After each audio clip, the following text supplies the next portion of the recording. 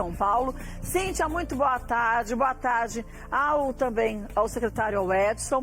A gente sabe que a nossa condição na cidade de São Paulo, no Brasil inteiro, né, é muito complexa. Mas na cidade de São Paulo, a gente está vendo a cada dia a situação piorando, né? É verdade, Kátia. Boa tarde a todos. Aproveito para agradecer a gentileza do secretário de atender ao Melhor da Tarde ao vivo e justamente de acordo com seu posicionamento agora, secretário, ontem a Prefeitura adotou medidas para tentar conter o avanço da pandemia da Covid.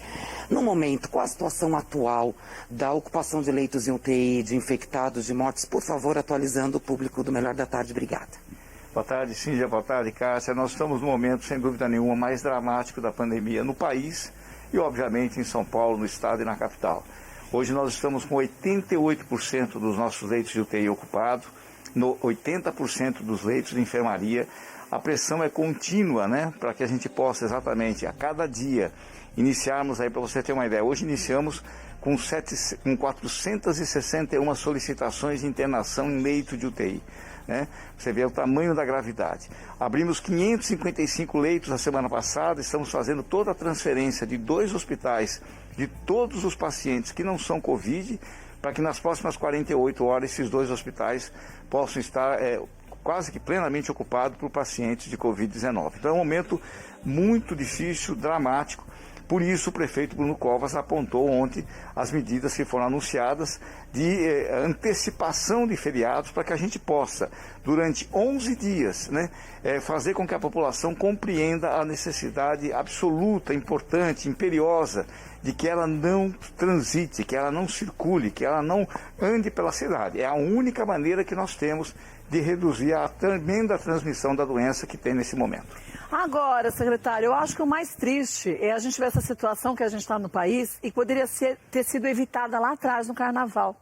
Mas aí eu fico me questionando, e a gente comentou ontem aqui até no programa, se as pessoas que, infelizmente, é uma parcela grande das pessoas que não levam em consideração, que estão vendo em todas as emissoras, em todos os telejornais, o número de mortes no Brasil aumentando. O nosso estado de São Paulo, com uma quantidade grande, a gente tem 659 mortos em 24 horas. É muita gente para um estado só. E as pessoas, eu acho, não sei se eu estiver errada, o senhor, por favor, me corrija. Eu acho que muita gente vai aproveitar esse feriado desses 11 dias. Eu entendo que o prefeito, o Bruno Covas, quis fazer com isso, eu concordo até com ele que seria ideal, se as pessoas tivessem consciência, se tivessem vontade de fato, se isolar. Será que não corremos o risco de daqui a pouco a gente ter outras cidades do interior também com um problema ainda maior? Porque ou do litoral, esse pessoal daqui do estado de São Paulo não pode simplesmente se desviar para outras cidades e estados paralelos? Não, nós tomamos a medida e aí cada município tem que cumprir um pouco o seu papel de fazer essa restrição. Nós estamos decretando o feriado, não é para a pessoa viajar, passear, não né? É para ir para a praia, né? É para ficar em casa, né? Em casa, né? E não é possível, Kátia, vocês o tempo todo têm mostrado, a Europa, a Ásia, os Estados Unidos, em todos os locais do mundo, a única maneira de você conter a transmissão da doença é essa, até que você tenha vacina para todo mundo. Sim. O governo do estado anunciou agora na coletiva do final da manhã, que inclusive vai criar dificuldades para que haja esse tipo de trânsito de pessoas para as praias, né? Porque as concessionárias são do estado. Enfim, os municípios também da região metropolitana já estão pensando em adotar essa medida. O próprio prefeito, inclusive do Rio de Janeiro, acabou de anunciar que vai também antecipar feriados.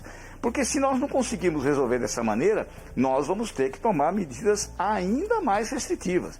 Ou a gente corta a transmissão da doença na velocidade com que ela está, ou que a gente vai ver no Brasil, e não vai ser diferente aqui em São Paulo, infelizmente, apesar de todo o esforço, é um quadro muito triste, muito dramático. E a gente entra num momento completo. É nesse ponto que entra a minha pergunta. Pode falar. Desculpa, Kátia. Pode falar. É nesse ponto que entra a minha pergunta, secretário. Justamente, o que seria esse próximo passo? A Kátia colocou em relação à conscientização.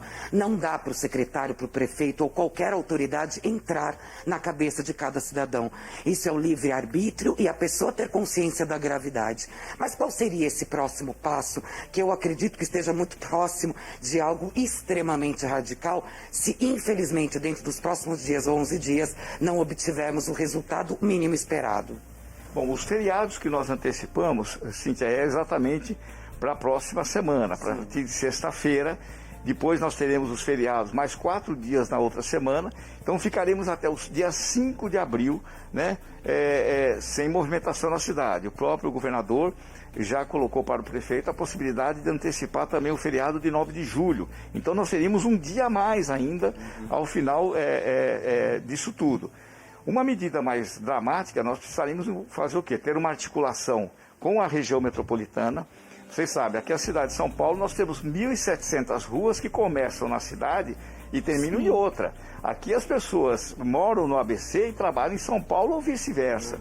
Uma atitude mais drástica, que seria, por exemplo, um lockdown com paralisação de transporte, por exemplo, precisaria de uma articulação muito maior, né? Até porque, no caso de São Paulo, para você ter uma ideia, nós temos 500 mil profissionais de saúde.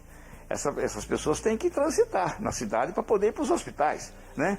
As pessoas, os trabalhadores que coletam lixo na cidade, essas pessoas têm que transitar, mesmo no momento desse tipo de coisa.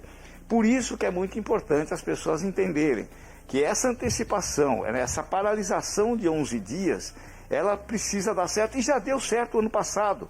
Quando a gente antecipou os feriados do ano passado, nós derrubamos a curva de transmissão, de internação, de óbito.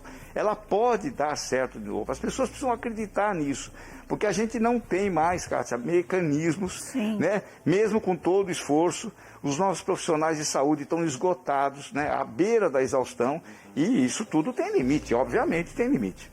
Agora, o que a gente vê que é muito triste, e o senhor comparou muito bem, no ano passado a gente viu com esse adiantamento aí desses feriados, a curva de infectados diminuiu, mas ao mesmo tempo a gente vê que hoje, eu não sei se a gente de fora enxerga de uma forma diferente, hoje as pessoas, elas acabam tendo, eu acho que um comprometimento menor do que tinham no ano passado.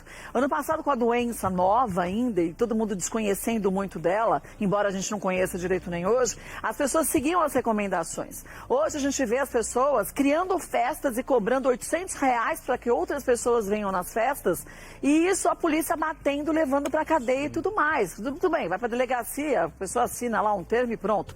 Então eu acho que a gente precisa, gente, falo com você que está assistindo a gente agora, precisa se conscientizar. A vacina é a saída, mas a vacina vai demorar para chegar. O que a gente tem que fazer até lá? Chegar para todo mundo, como a gente precisa da imunidade de rebanho, que seria 60%, 70% da população do país. Não adianta a gente falar só do estado de São Paulo nisso, porque as pessoas ficam também transitando de um estado para o outro. Então a gente tem que falar de uma vacinação em massa da população brasileira, de 60% a 70% dessa população. Que vai ser quando que vai acontecer? Ninguém sabe.